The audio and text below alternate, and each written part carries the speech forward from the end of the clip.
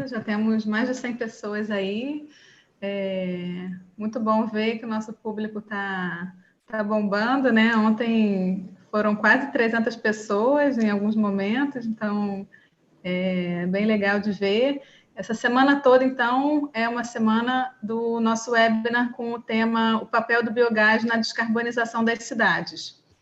Ontem a gente falou sobre uma visão geral da descarbonização em cidades, não só do biogás, né? Demos um panorama geral aí de energias renováveis e algumas cidades que estão com ações no sentido de redução de emissões.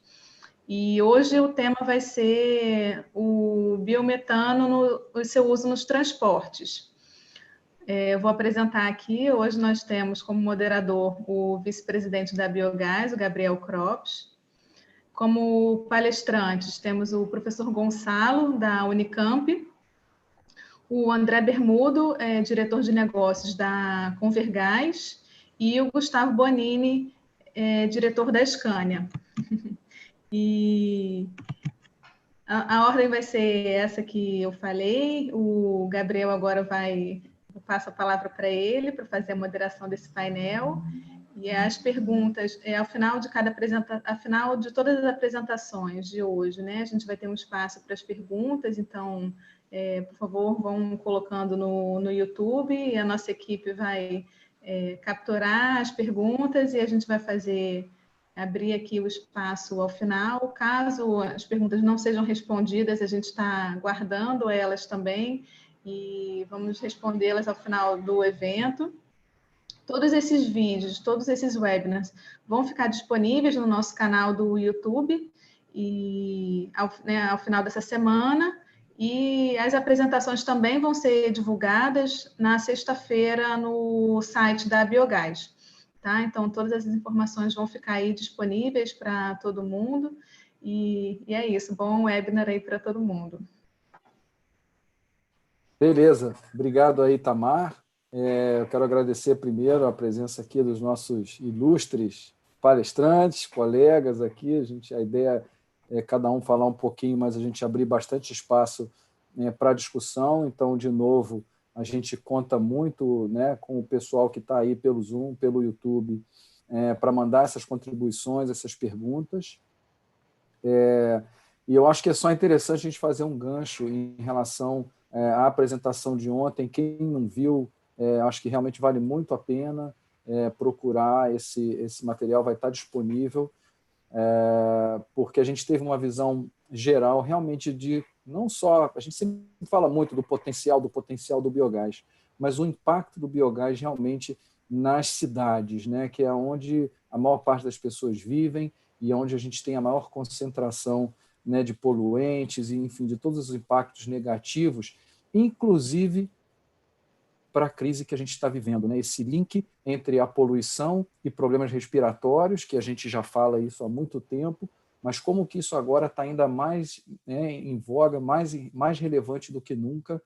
Então, acho que é muito importante. O objetivo hoje, então, é a gente trazer essa discussão para o transporte pesado. Foi muito interessante ontem também, né, que a gente viu que, apesar de toda essa crise mundial, né, e da paralisação de grande parte das atividades econômicas em todo o planeta, as emissões de gases de efeito estufa caíram pouco, somente 30%.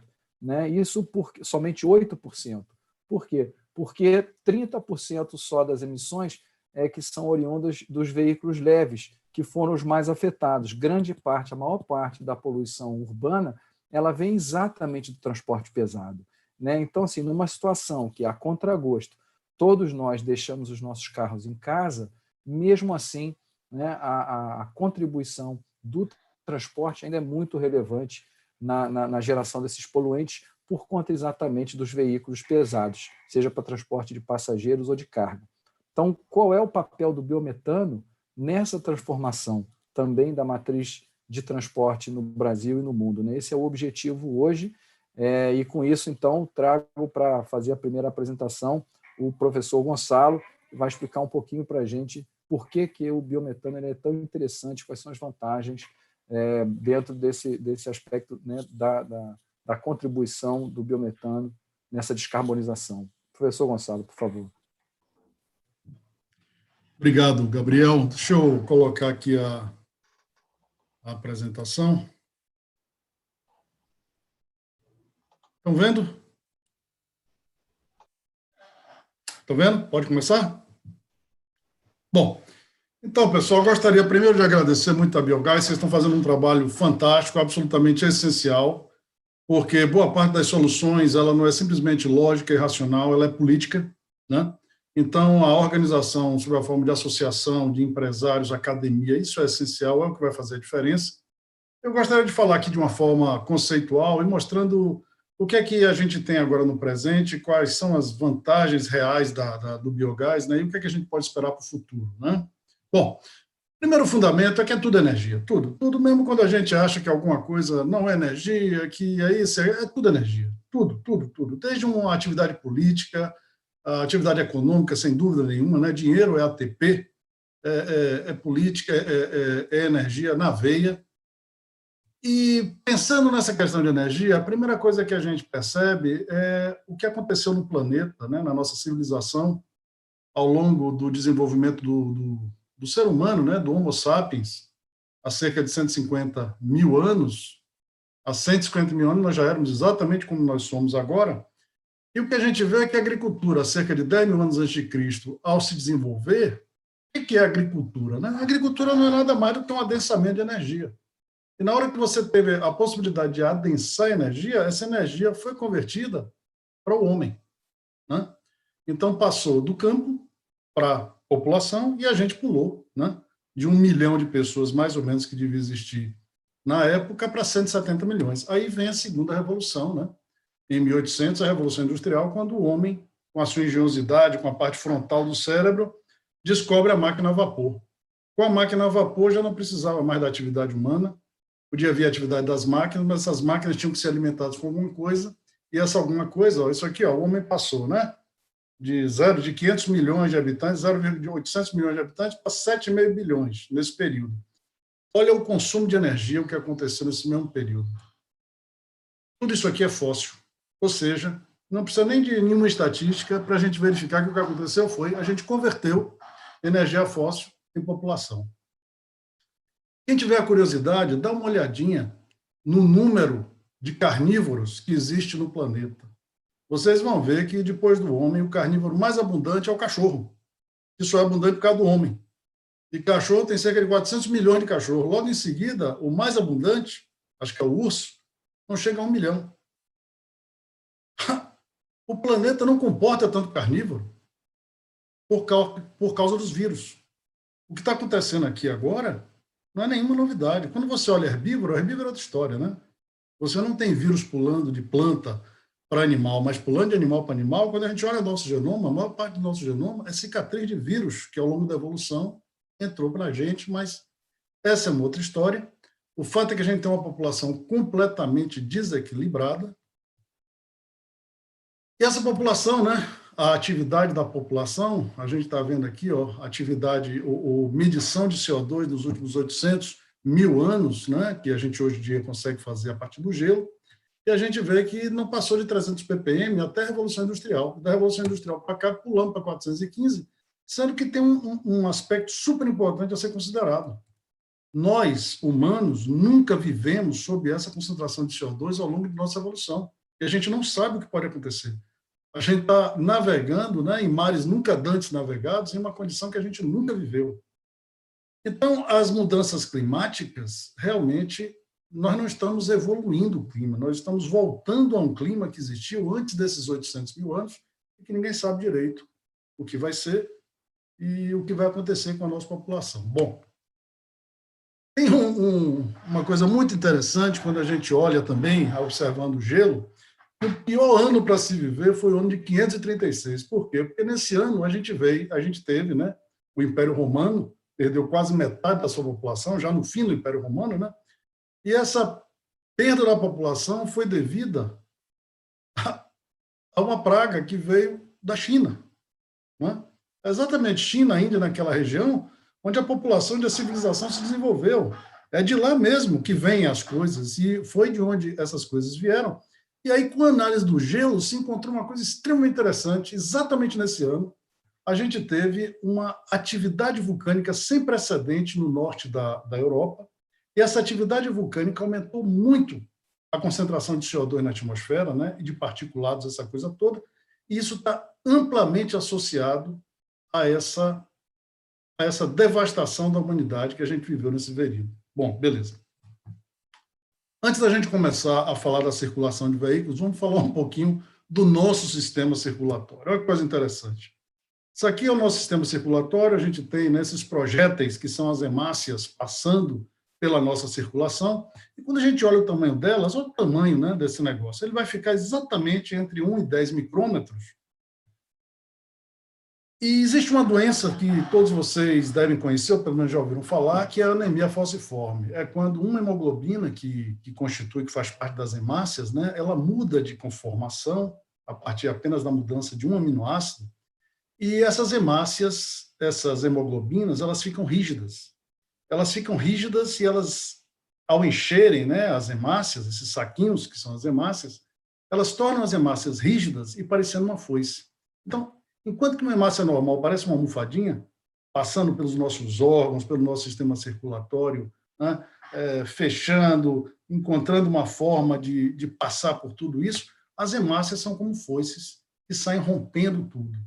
Quando a gente olha o tamanho da hemácia, curiosamente, ela vai dar, né, 25 micrômetros, 2,5 micrômetros, perdão, que é justamente o tipo de particulado que a poluição gera e que foi absolutamente, agora, né, em um artigo recente, correlacionado com o problema da Covid-19.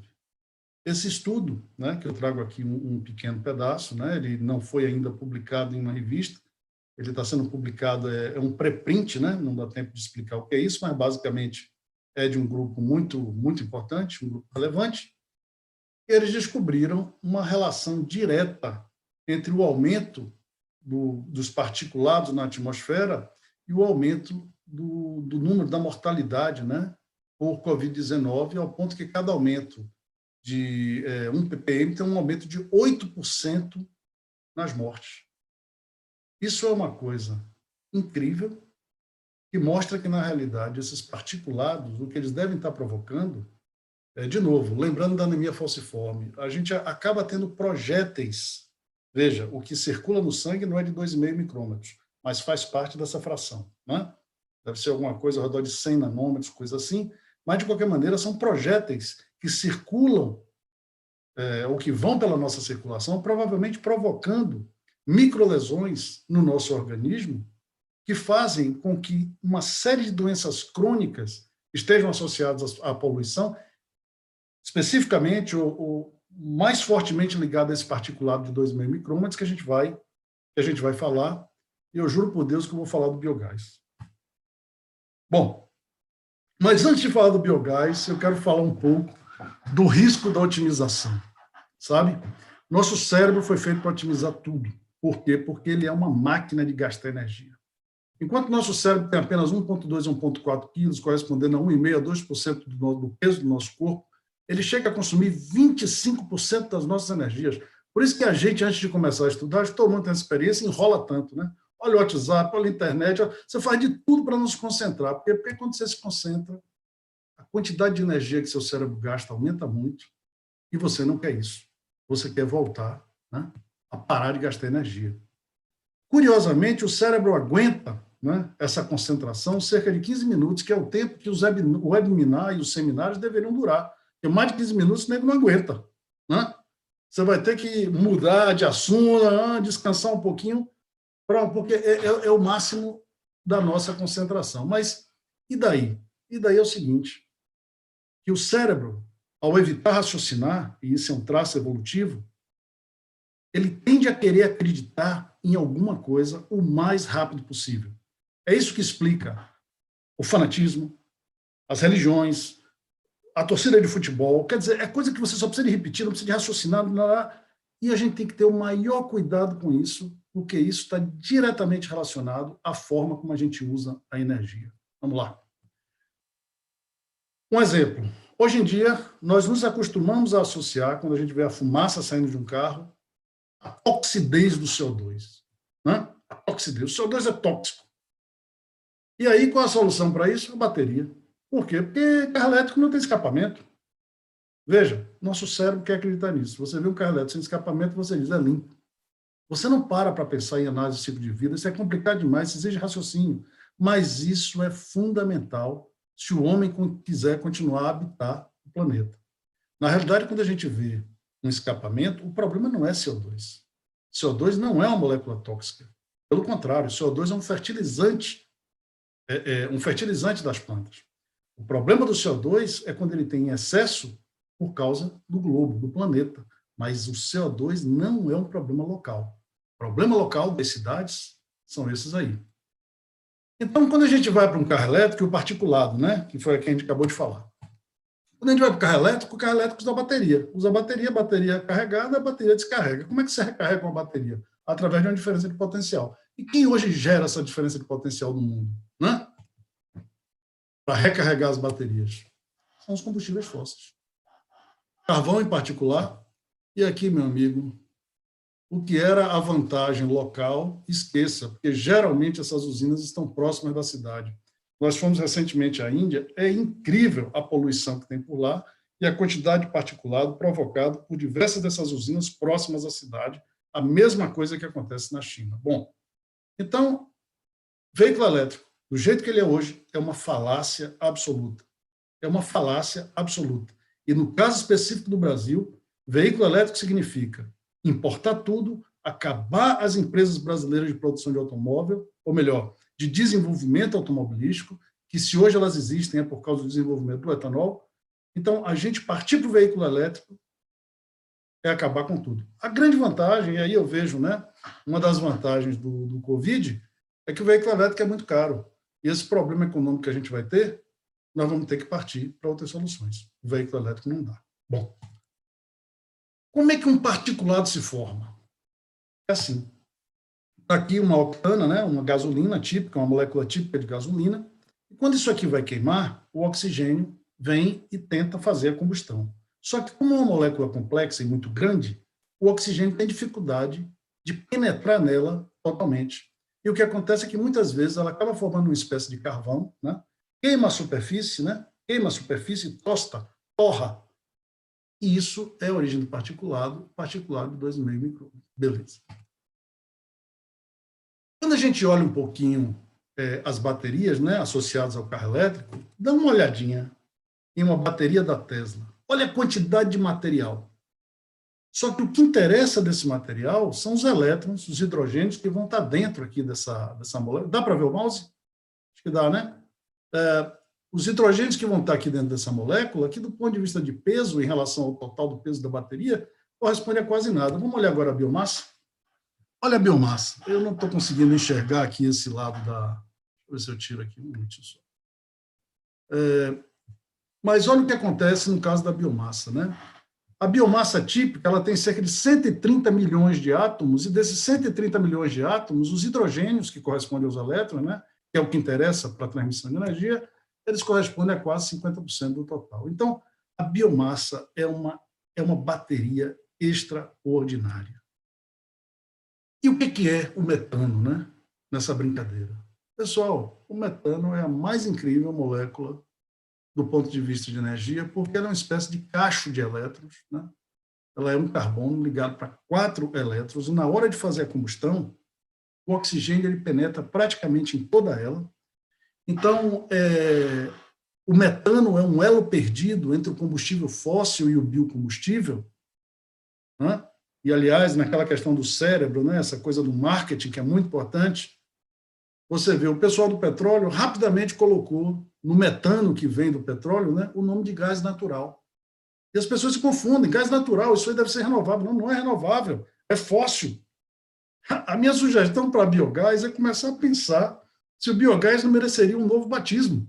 Alguma coisa como gás verde, sabe? Gás verde, alguma coisa assim.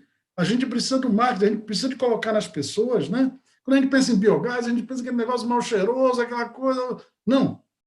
Essa molécula é uma molécula extraordinária, é uma molécula limpa, que gera uma combustão limpa, quase perfeita, a ponto de... Eu peguei aqui esse artigo muito interessante. Primeiro, esse artigo ele é feito pela Union of Concerned Scientists, quer dizer, o pessoal da natureza. E eles analisam os impactos do gás natural. Como eu falei, de natural não tem nada, é um gás que é natural, mas é fóssil.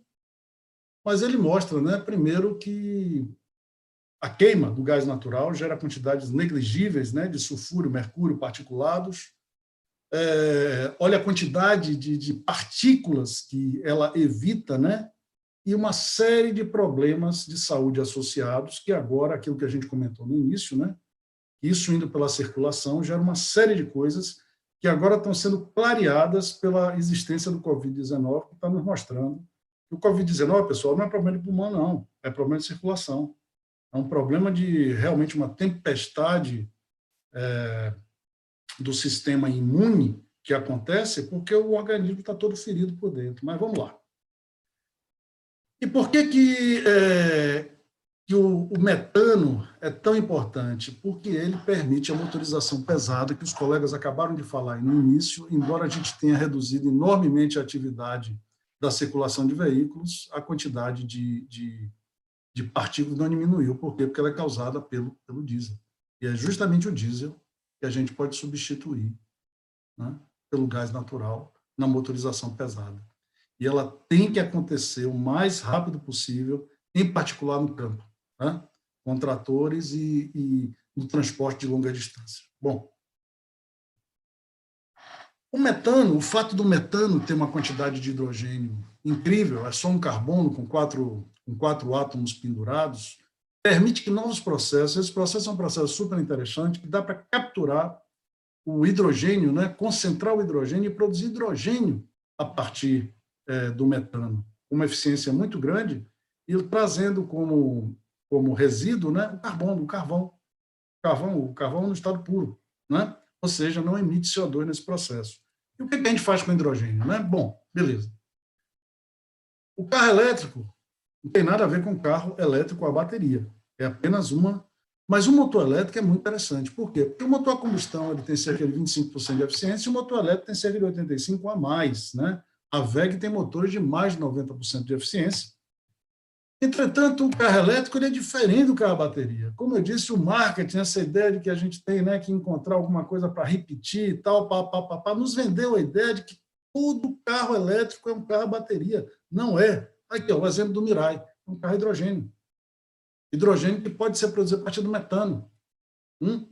A partir do metano vindo, vou chamar de gás verde, tá bom? E aqui, pessoal, quando você usa o hidrogênio num carro como o Mirai, você usa um tipo de célula combustível chamada célula PEM, que exige um hidrogênio mais limpo. Mas a gente tem a célula combustível de óxido sólido, que está sendo desenvolvido pela Nissan, né? Para os próximos anos está no mercado, já esteve aqui no Brasil por 2 anos, um carro desse, enquanto um carro etanol faz 9 km por litro, um carro desse faz de 25 a 30, sendo que a melhor molécula para um reformador e para uma célula SOFC é o metano. Né? Por quê? Por causa da alta concentração de hidrogênio. Como é que funciona? Você tem um equipamento chamado reformador, que ele vai separar o hidrogênio do CO2, né? Esse reformador ele vai para a célula combustível, vai gerar uma corrente elétrica, que, por sua vez, vai mover, né, um equipamento elétrico, um motor elétrico, alimentar uma bateria pequena, e o CO2 que sai daí é um CO2 limpo. Né? E, como eu falei antes, o CO2 ele é, na realidade, um fertilizante gasoso, com a fotossíntese vai para a biomassa, com os processos ancestrais vai a gás natural, não vai a metano, que, por sua vez, pode ser empregado nas cidades, como eu disse, fertilizando os nossos parques e jardins. E no ano passado, no evento da Biogás, eu falei que para essas coisas todas acontecerem, nós precisaríamos de disparadores. Né? Isso foi em outubro do ano passado, 6 meses atrás.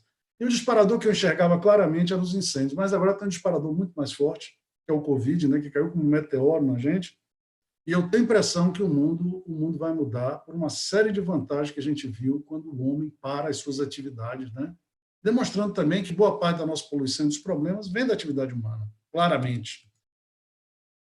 Então, pessoal, o que é que nós precisamos? Primeiro, de mobilidade, né, o que puxa tudo. Se a gente tem carros movidos a metano, seja como célula combustível ou motor a combustão, A gente tem condição de fazer a transformação de biomassa, ou seja, a gente vai produzir e a gente vai produzir biomassa de maior eficiência. Agora, para que tudo isso aconteça, a gente precisa das políticas públicas, né, do trilho. E o grande trilho que a gente tem hoje é o RenovaBio, né? Com o RenovaBio, e eu listo sempre 10 mandamentos do RenovaBio, não dá para discutir eles, mas está aqui, é uma espécie de, né, RenovaBio para leigos, é o que todos nós que mexemos na energia, precisamos de entender. Por quê? Porque a financiarização do carbono é fundamental, é fundamental. Com a financiarização do carbono, a gente vai transformar esse CO2 que está mais na atmosfera, né, em moeda. E essa moeda vai permitir uma distribuição de renda que o petróleo, que o carvão e as energias altamente concentradas não permitem. Olha, como geneticista, eu sempre digo isso, nenhuma espécie vai para equilíbrio, todas elas vão para extinção. E o grande mecanismo de extinção hoje do mundo é o sistema financeiro, que é alimentado pelas fontes fósseis de carbono. A gente tem que romper isso. Então, pessoal, o que eu acredito no futuro é que a gente tenha um mundo, né, de dentro para fora, a bioeconomia fazendo a nossa superfície, e gostaria de convidar vocês para olhar o nosso site, né? A gente tem um doutorado em bioeconomia, alguns dos colegas fazem aí, a Tamar, o Alessandro. É um prazer ter vocês, né, eventualmente, interessados em refletir, em trabalhar, em desenvolver projetos pensando em um doutorado. Muito obrigado.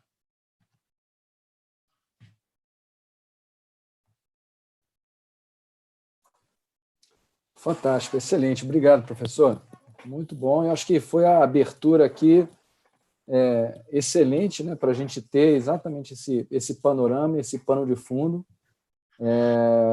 para a gente poder mover agora para saber o que está acontecendo, né? Então, a gente vai trazer aqui o André Bermudo, da Convergás, que conhece bastante, está envolvido em todo esse mercado do transporte pesado a gás, desde, né, realmente da sua concepção lá no iniciozinho. Então, a Convergás tem muita tradição aí nesse setor, e o André vai trazer para a gente algumas experiências de aplicações e para a gente sair do campo, né, da teoria e ver na aplicação, na realidade, né, que é uma demanda muito forte que a gente tem também dos nossos associados, das pessoas interessadas em biogás de modo geral, né? Ok, entendi, né? Pô, tá claríssimo. Depois dessa palestra do professor Gonzalo, agora não tem mais dúvida, né? Agora a questão, e aí? Como é que isso vira realidade, né? Como é que, André, isso entra no nosso dia a dia? Como é que as empresas podem, né, se aproveitar de toda essa vantagem, de toda essa beleza, né, do ciclo de vida, dessa economia circular, gerando essa distribuição, essa geração distribuída de biogás com a distribuição também de renda, né? Queria que você falasse um pouquinho. Legal. Obrigado, Gabriel. Professor, uma aula. Muito obrigado pela aula. Muito bom sempre ter conhecimento, absorver. Agradeço a todo mundo que nos ouve por esse canal. Agradeço também a Biogás pela oportunidade. Bom, vamos lá. Eu vou compartilhar a minha tela.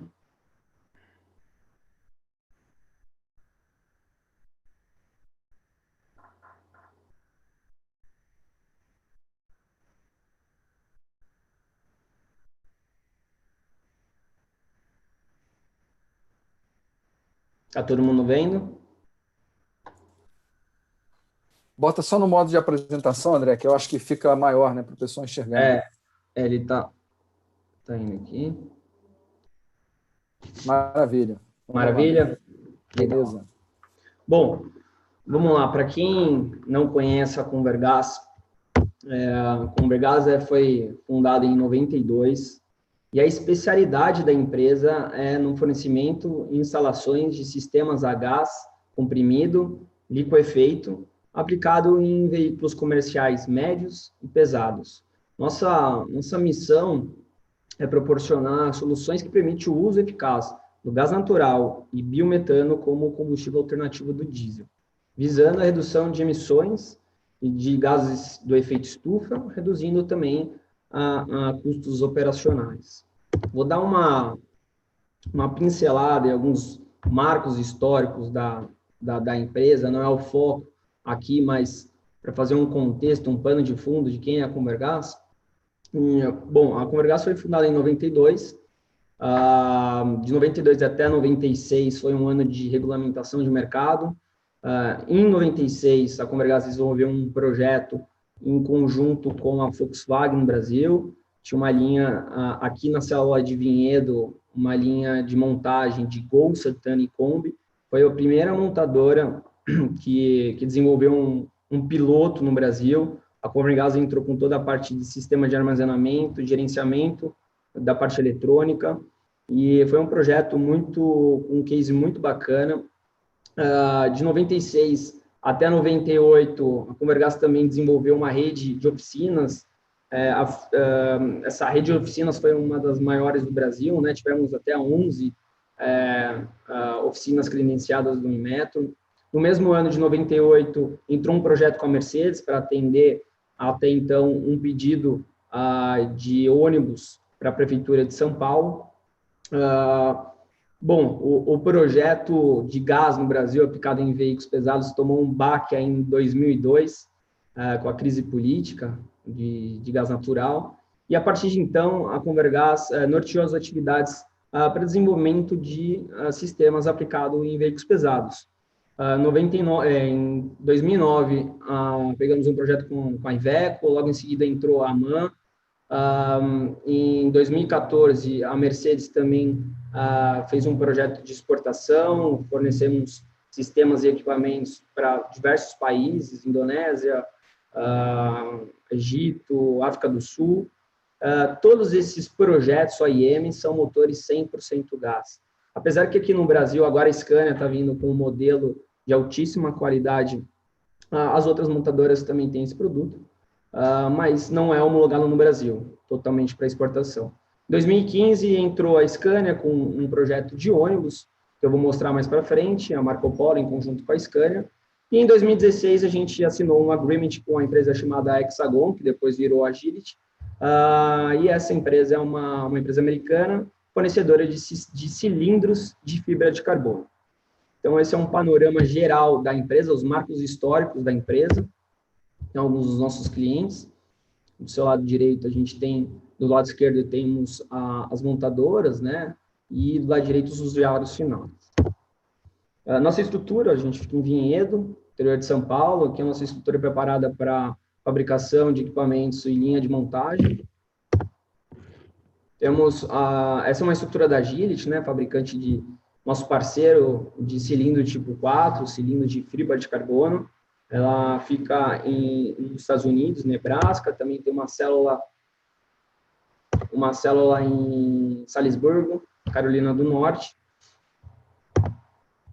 Vamos falar um pouquinho das aplicações. Então, os nossos sistemas são aplicados em carros utilitários, transporte coletivo, equipamentos e transporte de carga. Os tipos de instalação, né, o sistema de armazenamento, onde que a gente consegue instalar esses cilindros, né? Temos opções atrás da cabine, na lateral ou na carroceria e em cima no teto do veículo, né? Quando é um ônibus piso baixo, por exemplo, a única opção viável é a instalação no teto do veículo. Então, vamos dividir o nosso sistema em dois subprodutos, né? Dois subgrupos. A gente primeiro vai falar um pouquinho do sistema de armazenamento. O armazenamento, ele pode ser armazenado em estado gasoso ou em estado líquido. Agora vamos falar um pouquinho do sistema gasoso. Então, é um sistema composto por cilindros, que ele pode ser de aço ou de fibra de carbono. Os componentes, a tubulação de alta pressão, válvulas de cilindro, válvulas de segurança, suporte, conexões, mangueiras. Esse sistema é armazenado em 200 bar de pressão e temos um regulador que faz a regulagem da pressão de 200 bar para até 2,5 bar, dependendo do motor e da aplicação. Os tipos de cilindros, né, as diferenças dos tipos de cilindro. A gente tem o tipo de cilindro 1, que ele é inteiro de metal, alumínio ou aço. O tipo 2, que é uma alma de aço carbono reforçado com fibra de carbono ou fibra de vidro. Tipo 3 é uma alma de alumínio reforçada com fibra de carbono ou fibra de vidro na região cilíndrica. E o tipo 4, que é uma alma de polipropileno de alta densidade reforçada com fibra de carbono. Então, vamos falar um pouquinho agora dos sistemas de armazenamento GNL. Né? Ele é um tanque criogênico, ele é armazenado em menos 170 graus, ele tem uma particularidade e um benefício, que é a autonomia do veículo. Como ele está em estado líquido, ele tem um maior potencial energético. Com isso, você acaba tendo a possibilidade de rodar o veículo por mais quilometragens e passa de 1.000 quilômetros. Diferente do comprimido, que está em estado gasoso, e a autonomia não é tão boa quanto, mas é um cilindro um pouco mais caro, mas tem as suas vantagens. Então, a gente fechou o tema sistema de armazenamento. Agora a gente entra para o tema de sistema de gerenciamento do motor, né, que é o que a gente chama de diesel-gás. Esse sistema ele é composto por um módulo eletrônico, é o coração do nosso sistema, e ele faz o gerenciamento dos dois combustíveis simultaneamente, substituindo percentualmente o nível de injeção do diesel. Então, é um comando eletrônico que atua através dos sensores e faz esse gerenciamento, né? E a gente tem aplicação aqui que varia de um nível de substituição de 35% até 40%, quando a gente fala de automotivo, de veicular, e pode chegar até 80%, quando falamos em aplicação de motores estacionários ou motogeradores.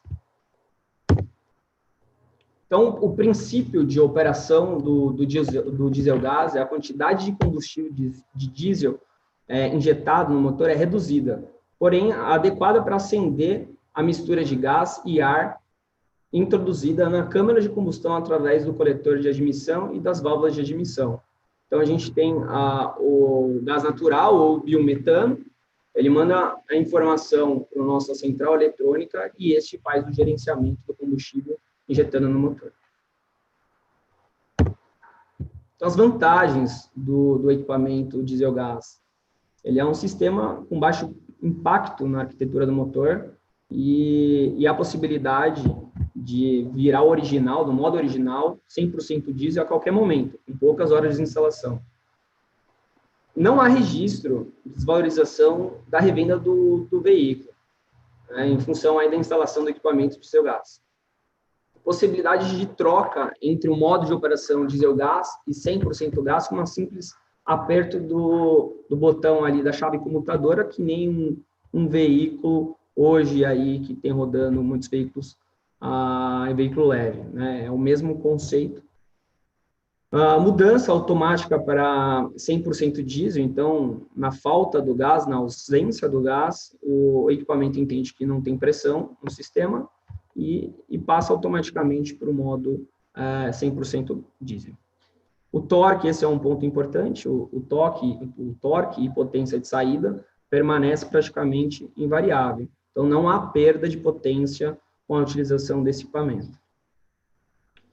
Redução, e aí é o ponto principal, eu acredito, aqui para esse conceito sustentável, que é a redução de partículas emitidas, redução de emissão de carbono. Então, esse é um ponto fundamental e que mostra que o produto, que esse modelo de gás natural, sendo diesel-gás ou 100% gás, ela vem realmente para empurrar toda a cadeia de sustentabilidade, e o biometano vem com uma força absurda para impulsionar ainda mais. Então, aqui alguns testes realizados em bancada, né? Nós colocamos o nosso equipamento em teste de bancada na MAHLE, fizemos todos os acompanhamentos de emissões, de consumo, e chegamos num resultado de diferenças de emissões de CO2 na casa de 15% com o equipamento diesel-gás, uma taxa de substituição em bancada na casa de 50%, na bancada a gente acaba tendo esse 50% de substituição, mas na realidade, na operação, esse percentual acaba reduzindo aí para 35%, 40%, isso depende muito da aplicação, do motorista, das condições mecânicas do veículo. O que a gente costuma falar em média, é 40%. Né? O comparativo do consumo do combustível também. Então, vamos falar agora focado aqui nas aplicações, os nossos cases que a gente desenvolveu nesses últimos anos, né? Um projeto, a princípio, com a MAN, é um veículo 100% gás, é um veículo que rodou, inclusive, aqui no Brasil, também foi com uma feira Hannover na Alemanha. Na verdade, esses são 2 projetos, né? Um para o Brasil e o outro para exportação. Cilindros de fibra de carbono instalado atrás da cabine, capacidade de 600 litros hidráulicos. Ainda falando de MAN, mais 2 aplicações agora em ônibus, também 100% gás, aplicado em ônibus, cilindros de aço, instalação, são 2 tipos de instalações, nesse caso, no chassi e no bagageiro, capacidade de 600 litros também. Esse é um outro veículo da MAN, é um veículo diesel gás, rodou na Copa aqui no Brasil, foi um projeto bem bacana, que a gente desenvolveu com eles. Também uma capacidade de 600 litros. E aqui a Iveco, né? O Iveco, a gente trabalhou muito forte com a Iveco, um projeto de exportação. Então, é um caminhão, né? Caminhão e ônibus. Primeiro falando caminhão 100% gás, aplicado em caminhão e ônibus, né?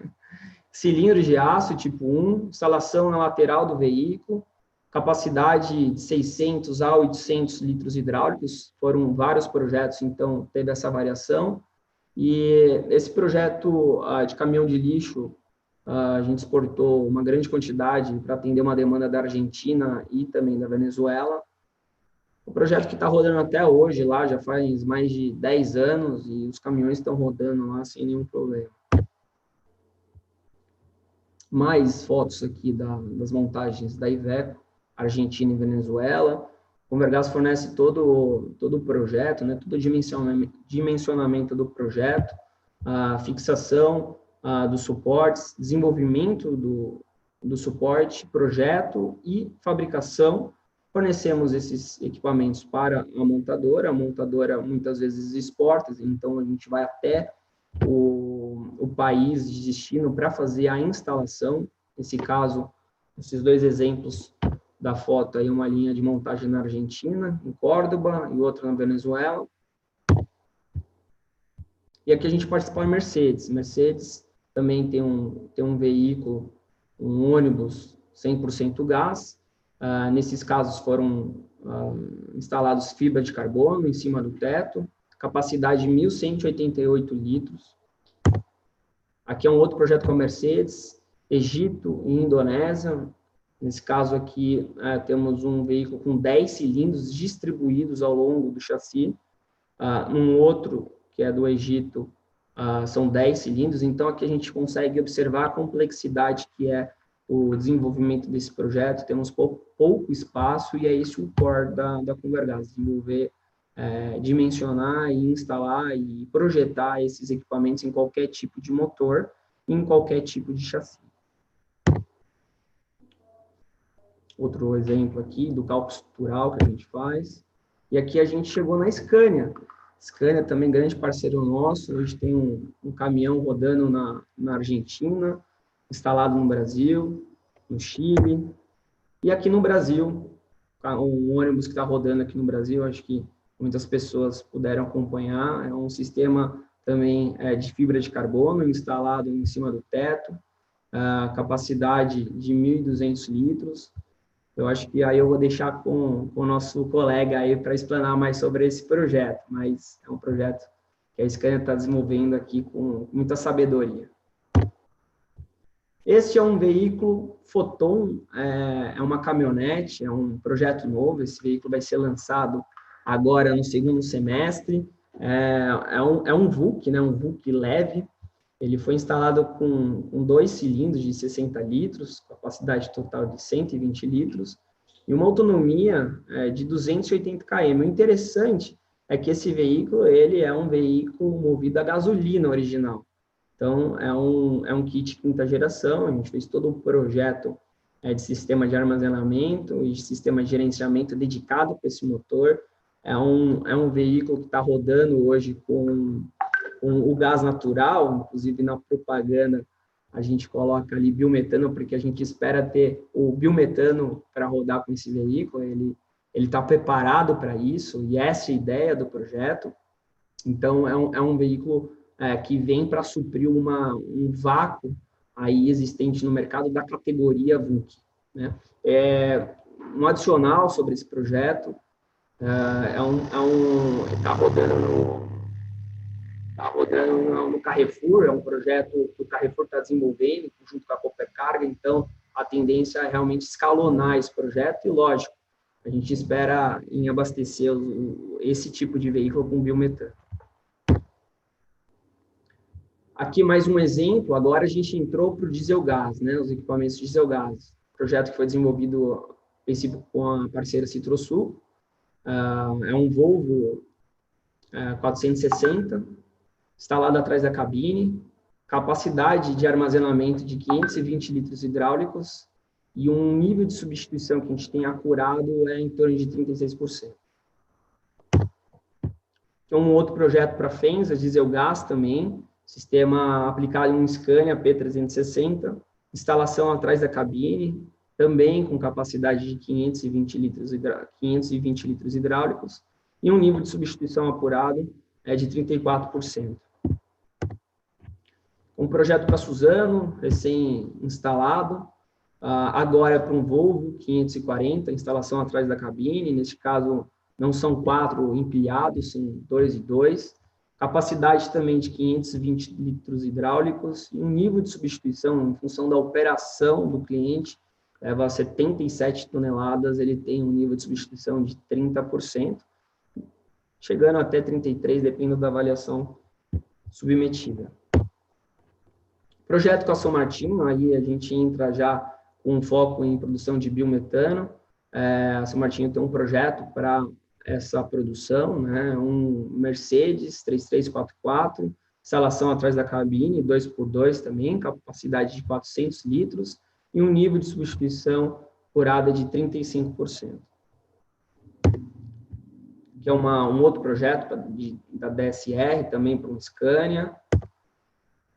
Transpisato, um outro projeto agora para o Scania R440, instalação atrás da cabine. Neste caso, é um modelo de 3x1, né, 3 empilhados, capacidade de 390 litros, nível de substituição de 35%. É um outro da Transpisato, praticamente o mesmo veículo. E aqui a gente entra no Acelo 1016, que é um truque, uma outra categoria também de veículo, né? Nesse caso, a gente desenvolveu um projeto de 4 cilindros, 2 de um lado, 2 do outro, a capacidade de 240 litros. E neste caso, a gente está conseguindo atender um nível de substituição de 40%. Esse é um projeto que está desempenhando aí, tendo um bom consumo.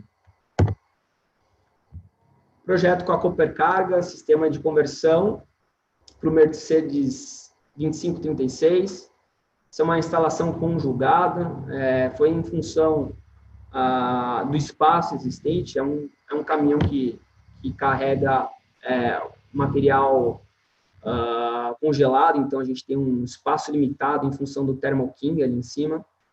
Ele tem uma capacidade de 390 litros e um nível de substituição de 35%. A Copercarga vem se demonstrando um parceiro bacana. Eles estão acreditando muito no projeto e porque querem implementar uma operação verde com o biometano. Então, vamos trabalhar junto com a associação aí para tornar isso uma realidade. E aqui outros projetos. Eu não vou colocar todos na apresentação, senão vai ficar muito extenso, mas diversos outros projetos, diversas aplicações também, né? Aqui uma curiosidade, a gente tem um empurrador que a gente fez para o Grupo Bertolini também, é um empurrador que faz o trecho de Belém a Manaus. A princípio eles tinham muito problema de roubo de diesel, a gente desenvolveu esse projeto para eles. Foi fantástico, porque é um motor praticamente estacionário, então a gente conseguiu entregar quase 70% de substituição. Então, é um potencial também essa questão de embarcações, e o metano pode entrar forte e ajudar a fomentar esse mercado também. Então, o que a Convergás vem desenvolvendo, né, para fomentar o mercado, né? Primeiro, desenvolvendo novos produtos. Né? Evolução, a gente está desenvolvendo uma evolução, na verdade, tecnológica do equipamento diesel-gás, que ela tem como objetivo aumentar a taxa de substituição de 60% para 60%. Atualmente, ela varia entre 30% a 40%. Né? Isso só será possível através do desenvolvimento de hardwares e atualização de softwares específico para cada grupo de motores. Então, esse é um desenvolvimento dentro da nossa engenharia, visando aí fazer um upgrade no nosso sistema, né, para até 60%. Então, esperamos que aí, daqui até o próximo início do ano, a gente já tenha esse produto rodando. Isso vai fomentar ainda mais o consumo de biometano. Né? Padronização dos nossos sistemas de armazenamento, por a gente ter uma variedade muito grande de veículos aqui no Brasil, a cada projeto, né, a cada veículo que a gente vai fazer essa instalação, há uma particularidade, há uma customização. Então, a nossa engenharia está empenhada aqui na padronização de sistemas. Então, isso vai tornar uma instalação flexível para grande parte dos veículos comerciais no Brasil. Isso, consequentemente, vai gerar uma redução de custo de desenvolvimento e de produção. Né? E um terceiro ponto de nível de desenvolvimento aqui no Brasil, dentro da Convergás, é a inclusão de telemetria e rastreamento dentro dos nossos equipamentos. Né? Hoje, a gente tem uma dificuldade de obter essas informações de consumo, onde está sendo abastecido, até para a gente fechar uma viabilidade econômica do projeto. Então, um projeto que a gente tem aqui interno, e isso é prioridade, a gente aderir essa tecnologia para dentro do nosso equipamento. Né? Com isso, a gente vai conseguir ter informações relevantes sobre a operação, consumo, autonomia, pontos de abastecimento, desempenho do motorista, dentro de outros, para poder levar a informação para o cliente para a tomada de decisão, inclusive também quanto às emissões. Né? Nosso objetivo é entregar para o cliente essa questão ambiental e ele ter em mãos os resultados ambientais da operação do modelo gás.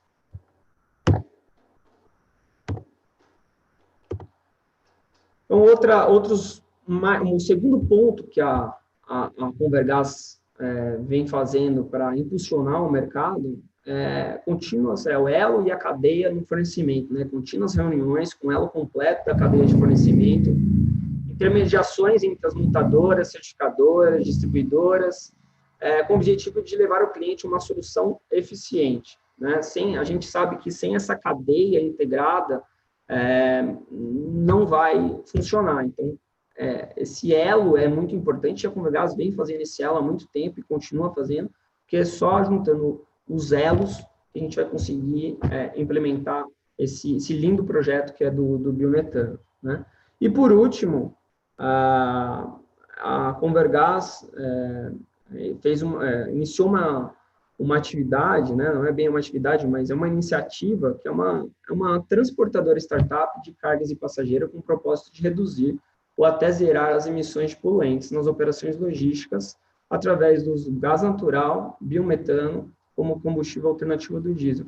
Basicamente, é uma operação logística, uma opção ao embarcador final, com foco em utilização do biometano. Então, a gente espera que, com esse case da Ecomob, né, ele possa estimular as outras empresas, as outras transportadoras, os embarcadores, a aderir ao modelo gás em veículos pesados. Né? Esse é o objetivo do projeto Ecomob, mostrar que esse projeto ele tem uma eficiência energética e econômica e também de sustentabilidade. Né? Então, pessoal, é isso. Um panorama rápido aí. Espero ter cumprido o meu objetivo em passar as aplicações e os cases que estão acontecendo no Brasil. Beleza, André. Obrigado, excelente. Eu acho que ficou claro para quem ainda tinha alguma dúvida, né, a versatilidade do gás como um combustível para o transporte pesado, né, seja ele o gás fóssil ou o biogás, essa alternativa 100% renovável, mas essa versatilidade em termos de categorias, de modelos, de aplicações dos veículos, e um ponto importante que você falou no final, que é a integração dos elos da cadeia, né?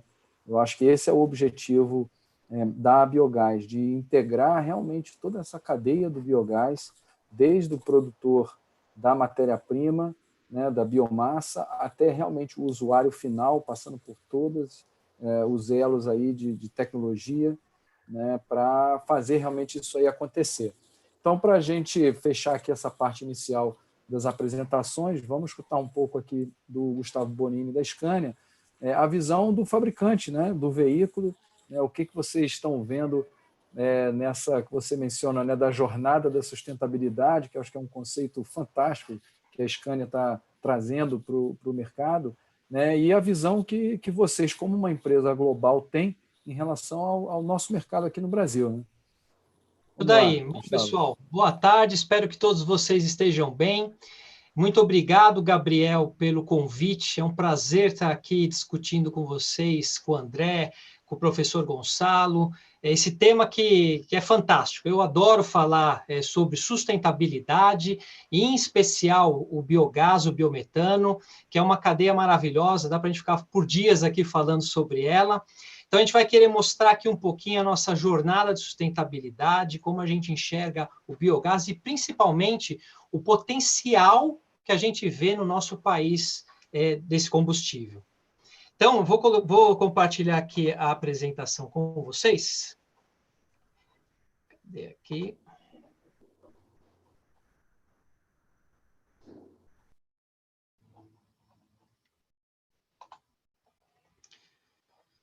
Acho que todos já estão vendo aí. Bom, vamos começar aqui. O grande objetivo, a gente vai falar um pouquinho da sustentabilidade, como a gente enxerga a sustentabilidade no transporte, né? O biometano como um combustível alternativo para essas soluções e como que a gente consegue avançar com tudo isso.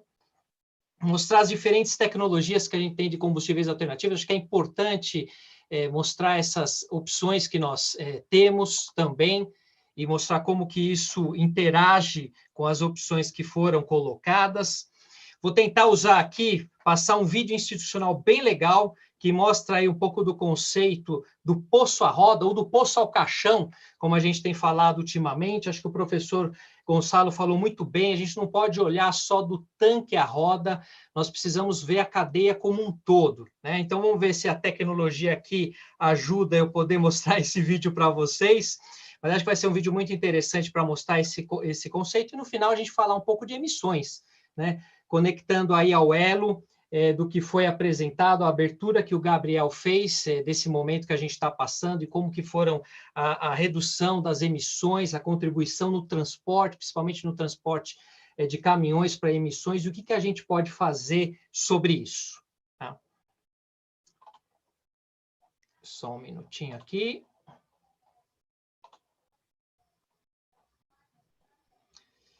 Bom, vamos lá.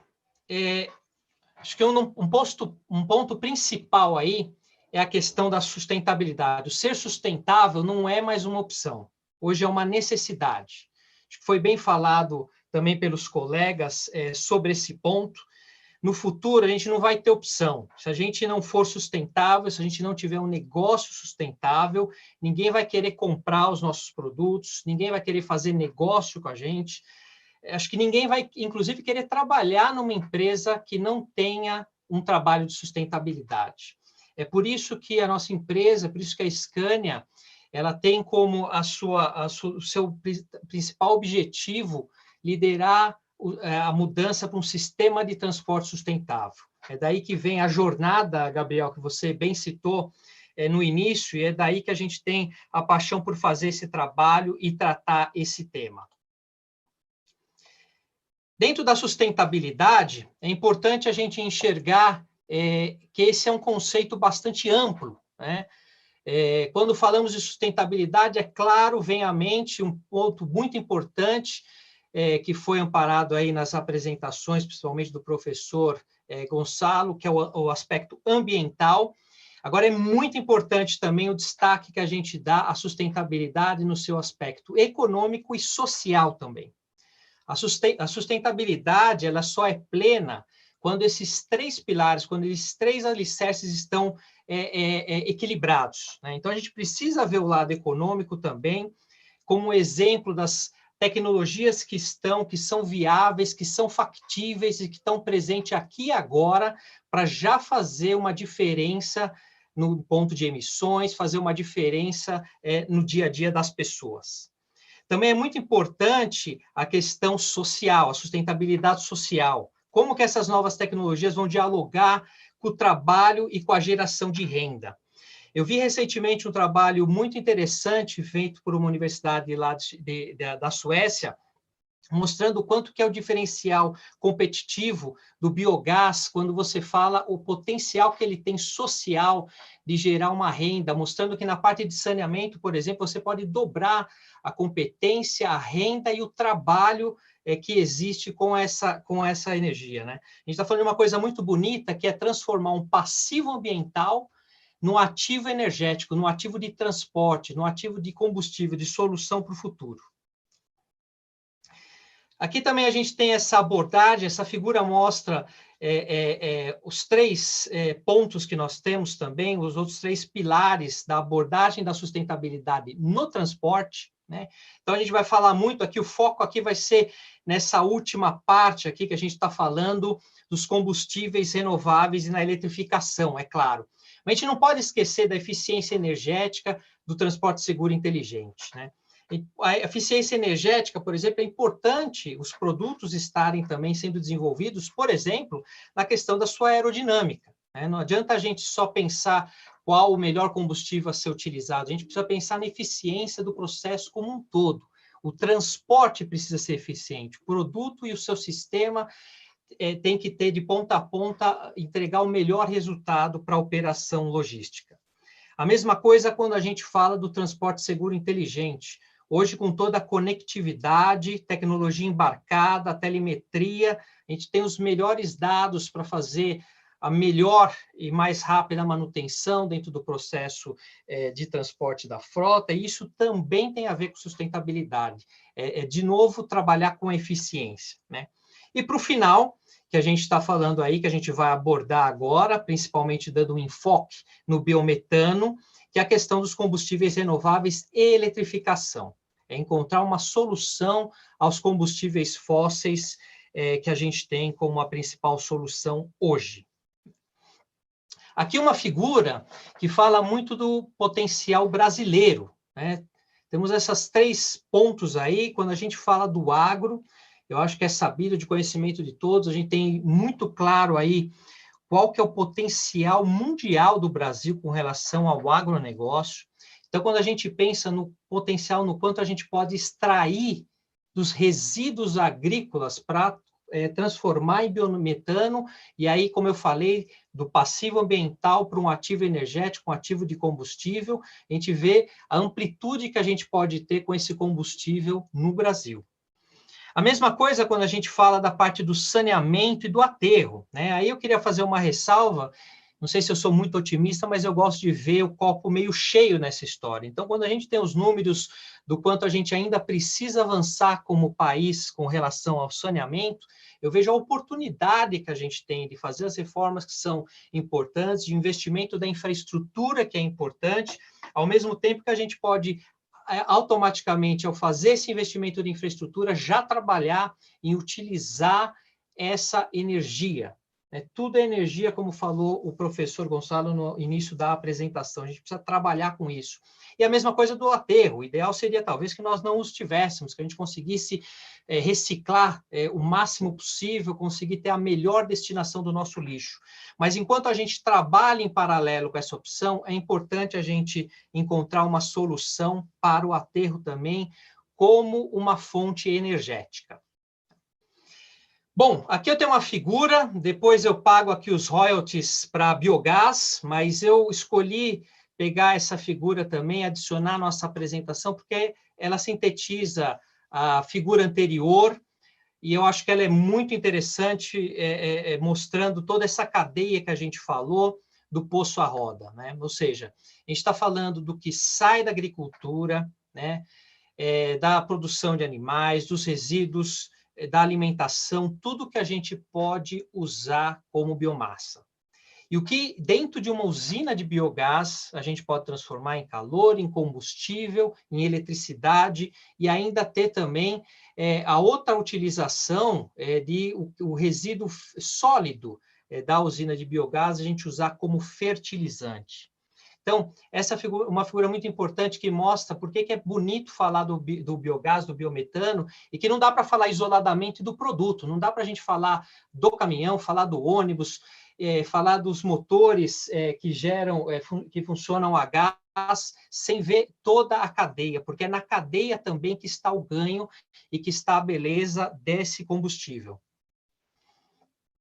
Bom, aqui também tem uma figura onde nós falamos como que a gente tem essa abordagem da nossa jornada de ser líder em transporte sustentável. Temos aí do lado esquerdo o impulso tecnológico. Eu vou falar no próximo slide de várias outras tecnologias que são importantes também do ponto de vista de sustentabilidade.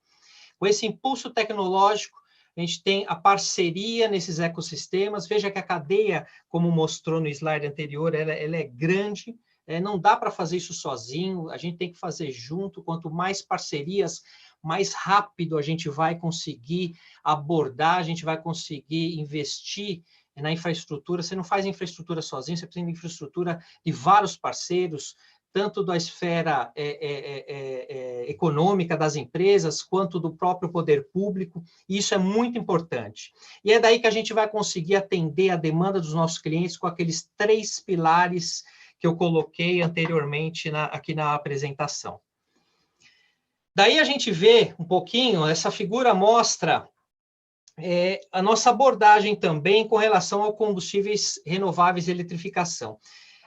Optei de abordar esse tema aqui para dizer também que a gente entende assim, não há uma bala de prata, você não tem uma solução que é melhor que a outra em detrimento à outra. As soluções, ela tem a sua melhor aplicação e ela tem a sua melhor vocação. É isso que é muito importante também a gente ver.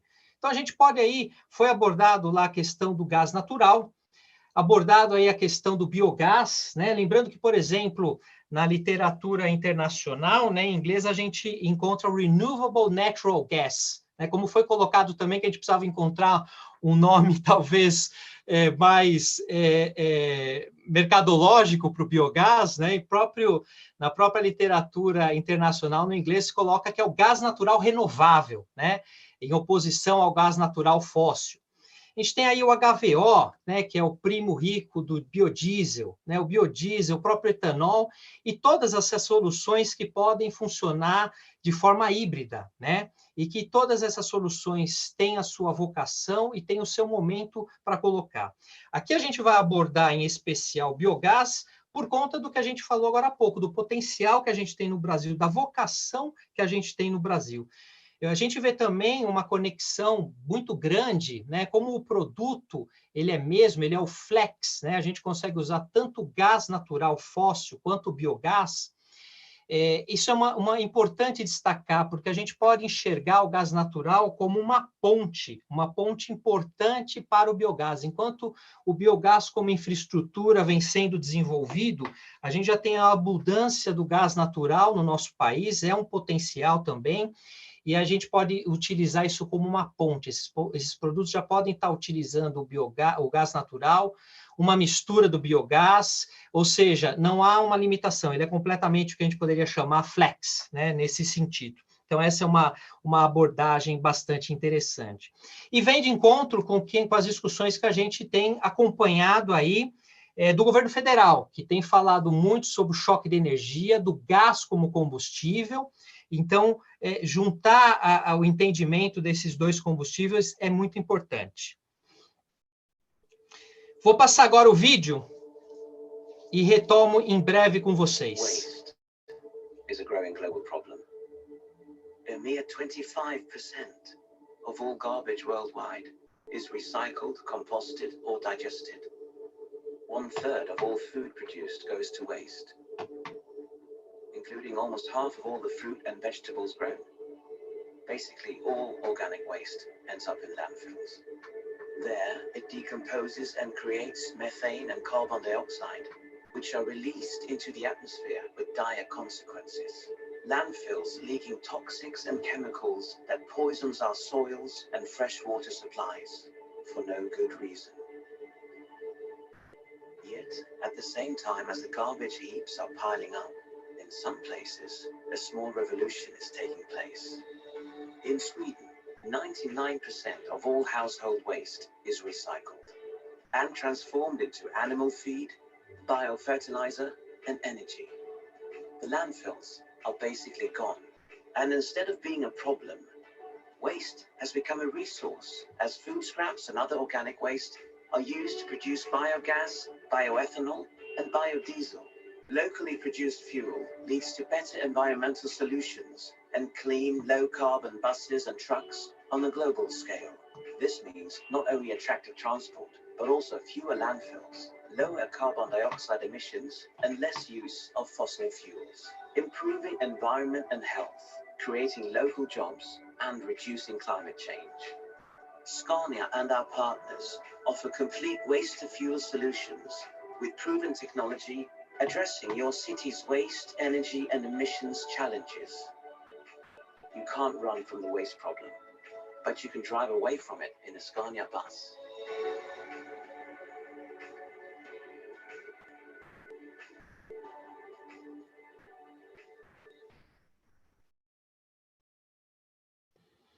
Bom, esse vídeo foi para mostrar, como falamos anteriormente, a questão do poço à roda. Então, vê que quanto que é importante a gente sempre ter essa abordagem, né? Ou melhor, até corrigindo aqui, porque tem um update, uma atualização dessa frase, do posto ao caixão, ou seja, a gente tem que falar do descarte também de qualquer combustível, de qualquer solução que a gente está enxergando aí para o futuro, né? Aqui, queria destacar um pouco, falar um pouco dos investimentos, então, tivemos aí de 2016 a 2020, um ciclo de 2,6 bilhões de investimento na nossa fábrica em São Bernardo do Campo, e já fizemos o anúncio do novo ciclo de investimentos 2021 a 2024 de 1,4 bilhão. Né? Coloquei essa figura aqui, não é para fazer a propaganda da empresa, mas é para dizer, e está conectado totalmente quando a gente fala da nossa jornada de sustentabilidade e quando a gente fala também do biogás, porque como foi colocado lá, a gente tem que ter a sustentabilidade econômica e social.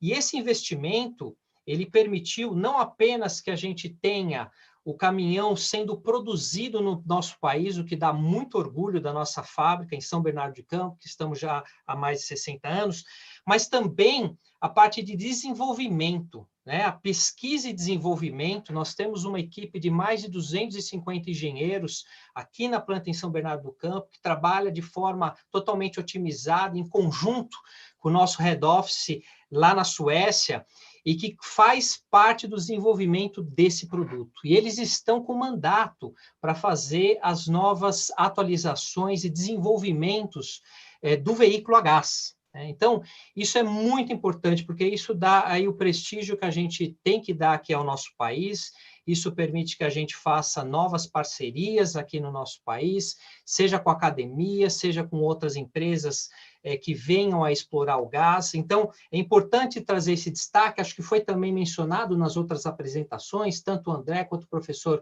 Gonçalo comentaram sobre isso, Então, aqui fica também a nossa convergência nas apresentações anteriores sobre a importância disso, a importância da sustentabilidade dos negócios, econômica, social, além da ambiental.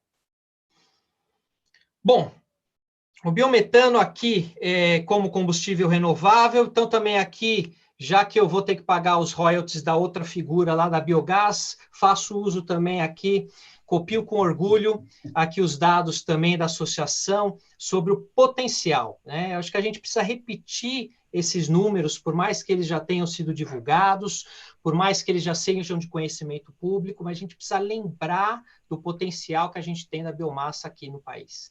Então, a gente falou a questão do suco energético, do agronegócio, saneamento, as figuras anteriores, a gente está falando de 84 bilhões de metros cúbicos que a gente tem de biogás por ano, né? Esse é o levantamento feito pela Biogás, avaliando todo o potencial, toda a biomassa que a gente já tem disponível no país. Isso significa que a gente conseguiria atender com essa biomassa 40% da demanda de eletricidade e 70% do consumo nacional de diesel, né? Então, veja aqui, quando o governo federal fala do choque de energia, essa figura precisa estar na mente e na cabeça das pessoas, né? De todos nós que estamos e somos entusiastas do tema, precisamos ter e usar essa figura também quando a gente estiver interagindo com quem decide, com quem tem o poder de decisão, tem a caneta na mão, que está fazendo as políticas públicas, porque é importante ver esse potencial. Se eu tivesse que guardar, escolher um slide só sobre a apresentação de hoje, eu gostaria que ficasse registrado na cabeça de vocês esse slide aqui. Bom, e aí vamos agora para a parte final, onde a gente fala aí das emissões. É importantíssimo falar, a gente sempre acompanha, e acho que é interessante, obviamente, falar do CO2, como foi falado, mas o particulado e o NOx, que são as emissões locais que nós temos que ter preocupação também. Principalmente quando a gente fala dos grandes centros. Quando a gente fala de São Paulo, da grande São Paulo, com mais de 20 milhões de habitantes, a grande preocupação, além do CO2, que é uma preocupação global, são as emissões locais. E é aí que a gente vê o grande diferencial desse combustível. Aqui nessa figura, vocês estão vendo aqui a parte dos particulados, né, no eixo X e no eixo Y, o NOx, e um comparativo, o Euro 1, Euro 2, Euro 3, que são as emissões, são os padrões de emissões lá na Europa e que dá para fazer um comparativo com o Proconv, né, aqui no Brasil, né? Então, nós estamos aqui, e aqui estamos desde do Euro 1 até onde a gente chega aqui, o Euro 4, Euro 5, Euro 6.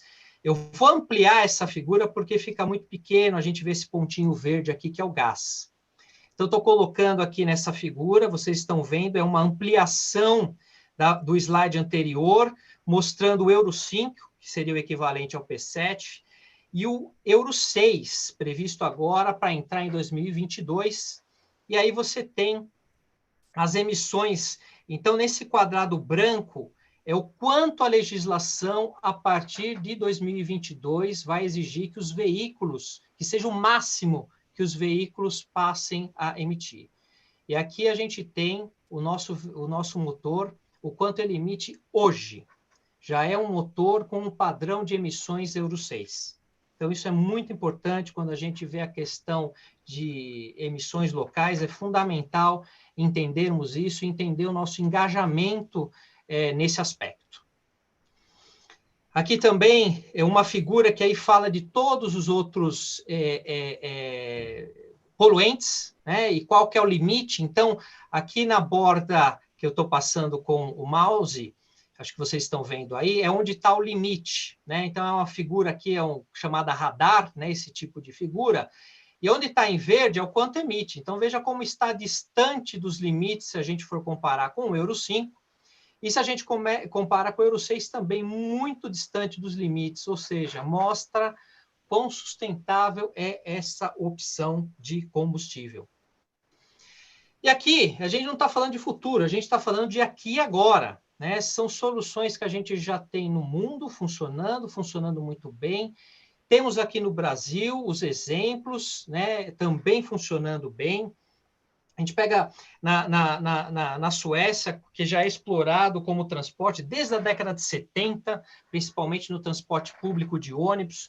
Hoje, 99% da frota em Estocolmo roda com esse combustível. Tive a oportunidade de ter visitado lá em Estocolmo uma usina de biometano há pouco tempo atrás, e é fantástico. Ela é em cima de uma estação de tratamento de efluentes, e ela no centro da cidade, ela não é fora da cidade, ela é centro da cidade, ela fornece energia elétrica para o bairro em que ela está, ela vende gás para as empresas e ela abastece toda a frota de ônibus. Então, olha só que solução sustentável que a gente encontra nessa cidade.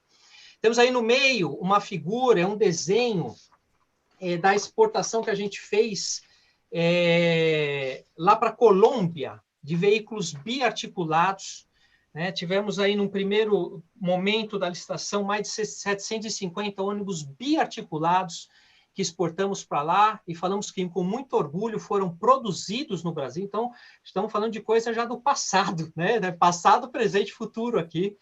Então, tivemos muito orgulho de participar desse processo, né? Aí entra também um pouquinho do que o colega André falou, né? Esses veículos, e eles lá fora, né, nos mercados de exportação, vamos dizer assim, eles já têm uma velocidade muito grande com toda a homologação desses tanques, né, os tanques de fibra. Então, a gente torce aí bastante também aqui no país para que a gente consiga sensibilizar também as autoridades de cada vez mais, de forma mais rápida, sempre ter a aprovação dessas novas tecnologias quando a gente fala, reduzir os custos para a homologação desses produtos, que é muito caro, acaba inviabilizando um negócio. Então, é importante também a gente trabalhar com parceria para avançar e seguimos adiante com isso daí. E os exemplos no Brasil, né? O André também citou aí o veículo que nós utilizamos, aí, o nosso ônibus. A gente fez uma operação interessante usando biometano produzido pela Sabesp, lá em Franca. Então, esse foi um exemplo que a gente usou. Ele rodou o país, abastecia com gás natural, abastecia com biometano, foi até o Nordeste. Então, isso também é uma referência muito interessante.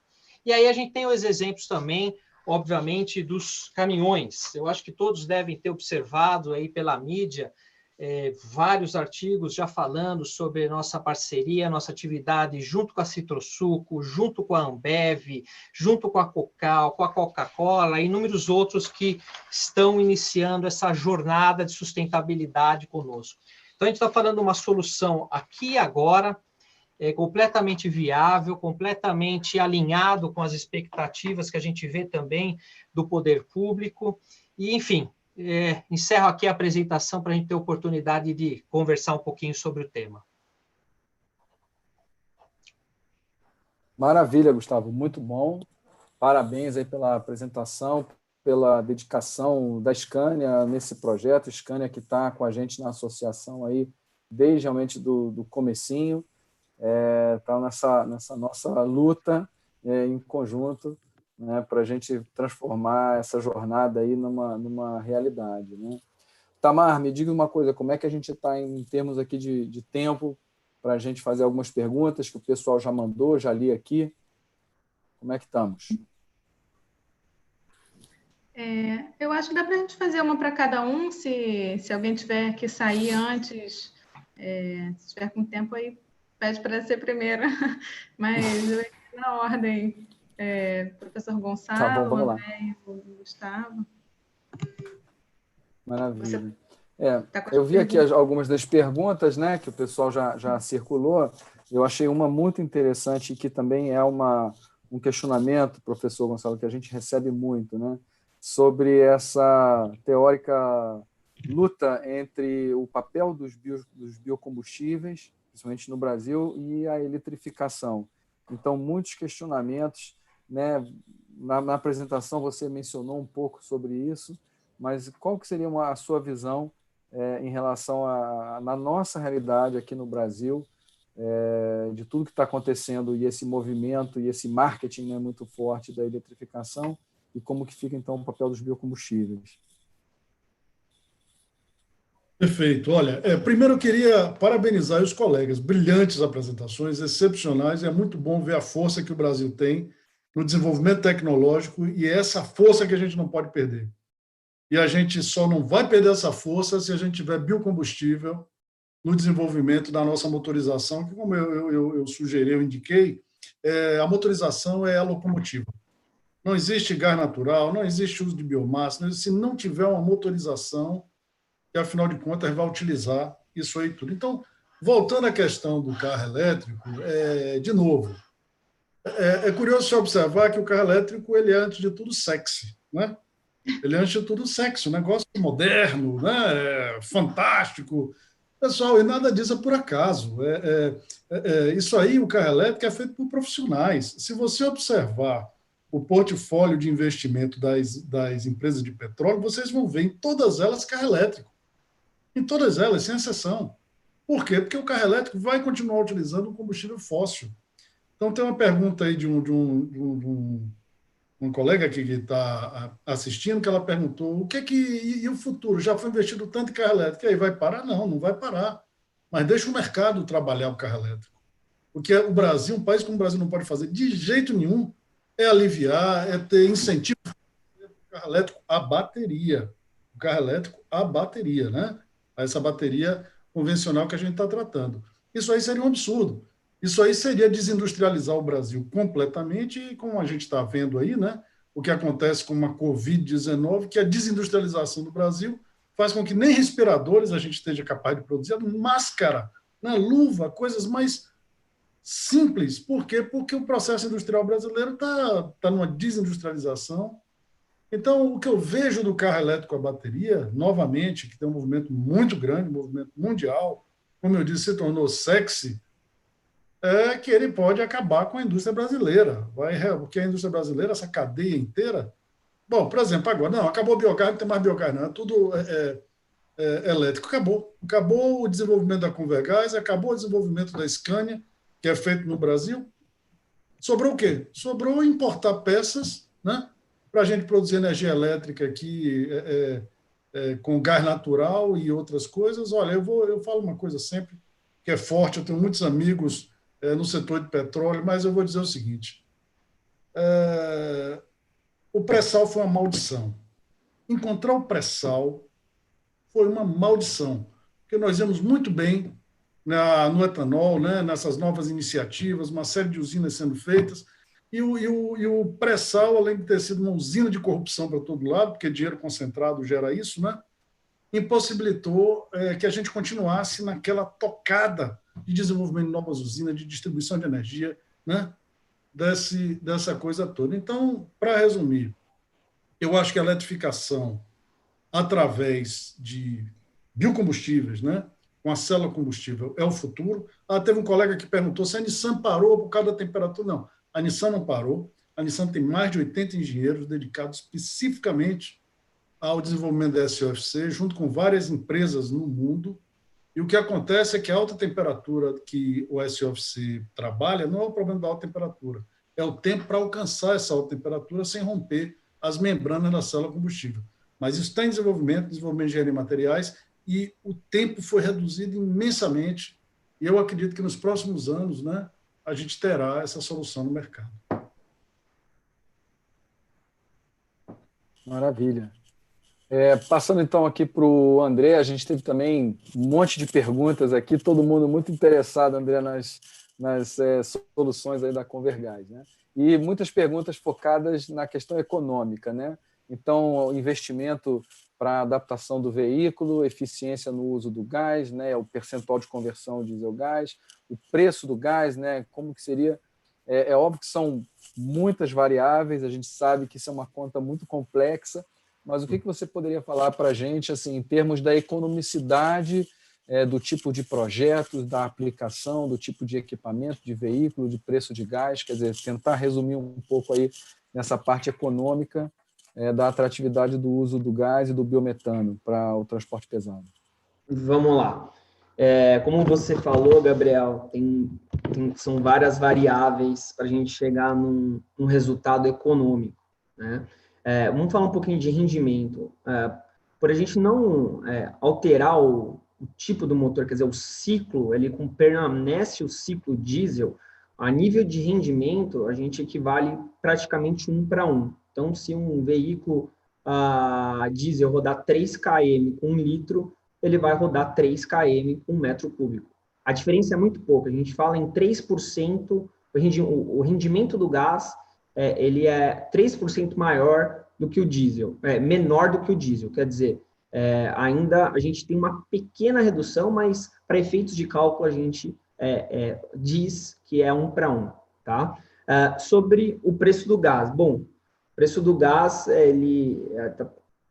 hoje a gente fica na mão ainda da Petrobras e das distribuidoras, é regulamentado, né, pela Arcesp. Eu acho que o biogás, o biometano, ele vem justamente para quebrar esse paradigma, principalmente de reajustes, né? A gente consegue ter uma política, uma constância no preço, né, conforme a produção, mas isso é uma coisa que você pode até falar um pouquinho, mas a gente acredita que a gente consiga permanecer num custo frequente, tendo, lógico, os reajustes anuais, índices de mercado, mas não fica na mão de uma distribuidora ou então da Petrobras, né? Então, falando um pouquinho da viabilidade econômica, todos os dados que a gente tem até hoje de clientes que estão rodando com o sistema, a gente tem duas premissas, né? Para a gente ter uma viabilidade econômica, aí, quando eu falo em viabilidade econômica, um payback de em torno de 20 a 22 meses, né? A gente precisa ter uma operação que consuma aí 5.000 litros de diesel por mês, que isso numa operação logística não é muito, né? Se é um veículo que consuma aí 2,5, então com 14, 15 mil quilômetros por mês, a gente tem esse nível de consumo, né? Ou até menos, uns 12, aí vai depender do consumo na operação do cliente, mas o número é esse, 5.000 litros de diesel por mês, e o custo do gás sendo 25% a 30% menor do que o diesel, a gente tem um payback de 22 meses estourando, tá? Então, são essas duas premissas. Para uma avaliação dedicada para cada aplicação, aí precisa entender qual é o consumo do veículo, quanto que roda, quanto que paga no preço do gás, quanto que paga no preço do diesel, que isso tem uma variedade. Cada empresa ele consegue um preço diferenciado no diesel, ou então no gás.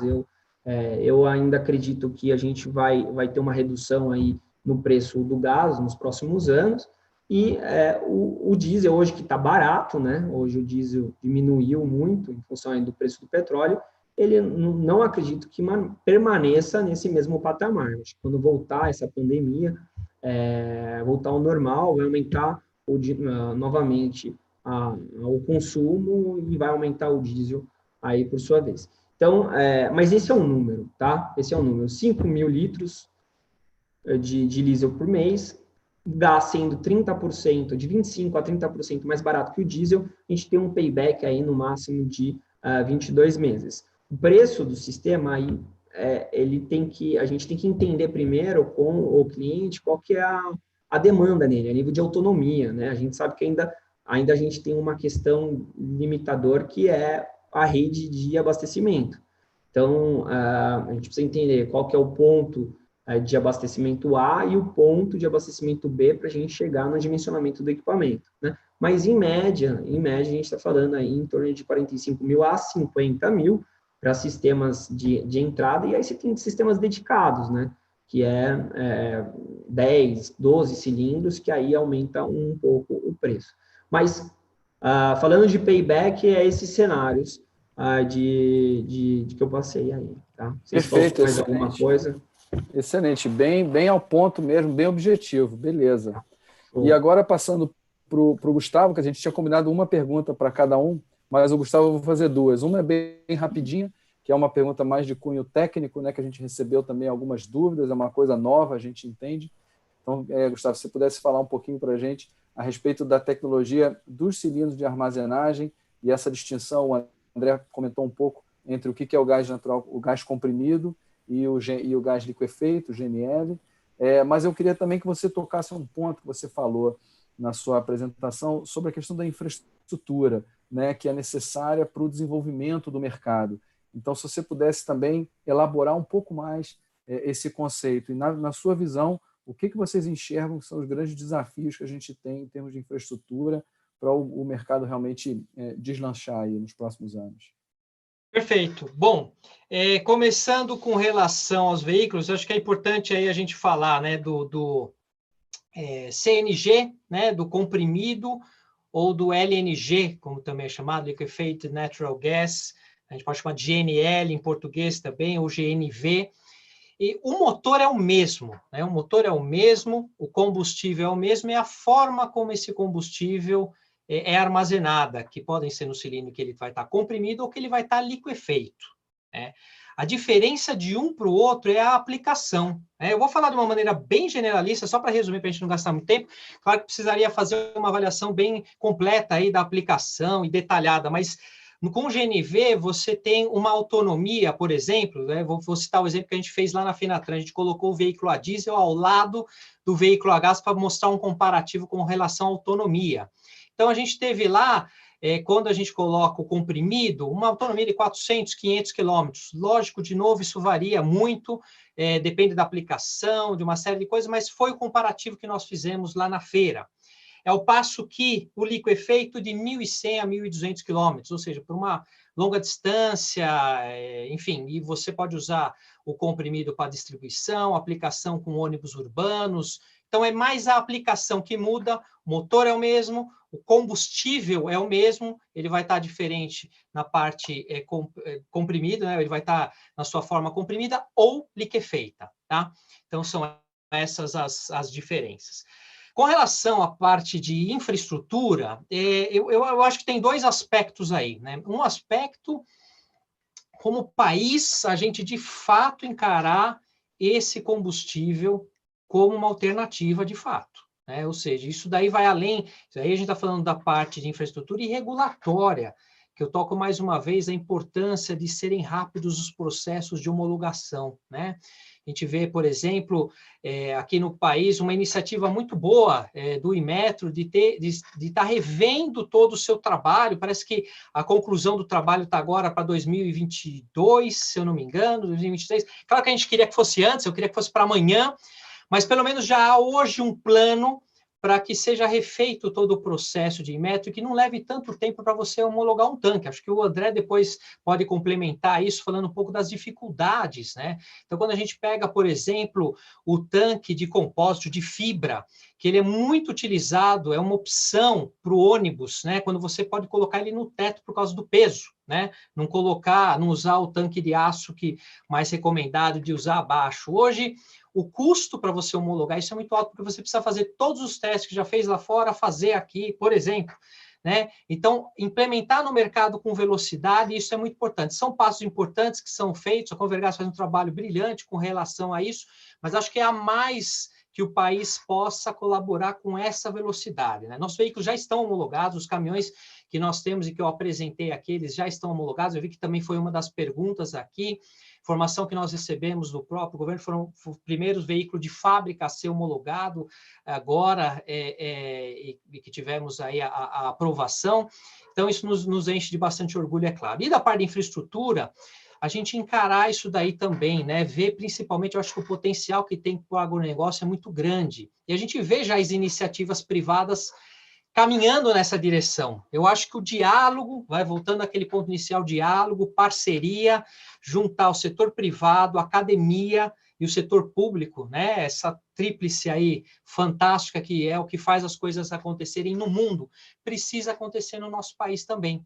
É isso que precisa, que falta para impulsionar a infraestrutura. Quando a gente falar em infraestrutura, ligar, vai fazer uma nova estrada, já vamos encontrar opções aí para a parte de postos com gás, seja ele através de gasodutos, seja fazendo transporte em caminhões, por que não? Por que não transportar o gás liquefeito em caminhões e abastecer posto a posto com essa opção? Então, acho que a gente tem caminhos por aí, e eu acho que o sentimento, eu não sei, talvez eu seja muito otimista, mas eu estou vendo o copo cheio.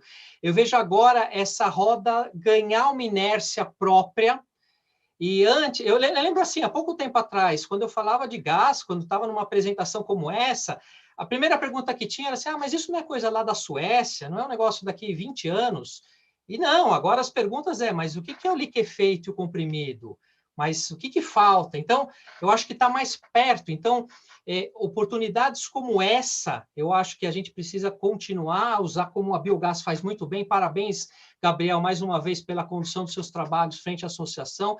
É isso que a gente, divulgar isso faz também ajudar com que a opinião pública também se interesse e assim também consiga colocar esse assunto na ordem do dia. Concordo com tudo que você falou, menos o final. Parabéns, não é para mim, é para a Marcela, para a Grazi e para a Tamar, tá? Então, assim, o resto tudo eu concordo. E seu nome. E o otimismo, eu acho que é isso. Acho que todos nós estamos aqui e a gente tem que acreditar, a gente tem que realmente trabalhar para isso acontecer. A gente comentou um pouco ontem, quer dizer, não adianta a gente ficar esperando acontecer e reclamando e cobrando, né? Enfim, a gente tem que fazer acontecer. Né? Criar essa nova realidade, criar essa transformação energética, criar esse ambiente para que as coisas aconteçam, e esse é o objetivo da associação e o objetivo da gente estar aqui hoje discutindo. Né? Isso, aliás, é um motivo importante que as pessoas também que estão assistindo a gente se cadastrem no canal do YouTube aqui da associação, para também poderem contribuir, para a gente também ter esse canal de acesso às pessoas. É muito importante que quem está pelo YouTube se cadastre lá no nosso canal, tá? Tamar, eu acho que então cumprimos aqui, estouramos um pouquinho o nosso tempo, mas acho que foi muito válido aí esses comentários finais de todos os nossos convidados.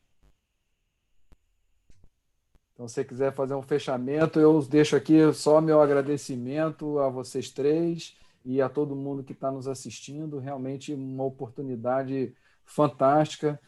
Lembrando, né, a gente faz todo ano esse seminário técnico e a gente vinha fazendo sempre de forma presencial. Então, agora, pela primeira vez, estamos fazendo esse novo formato.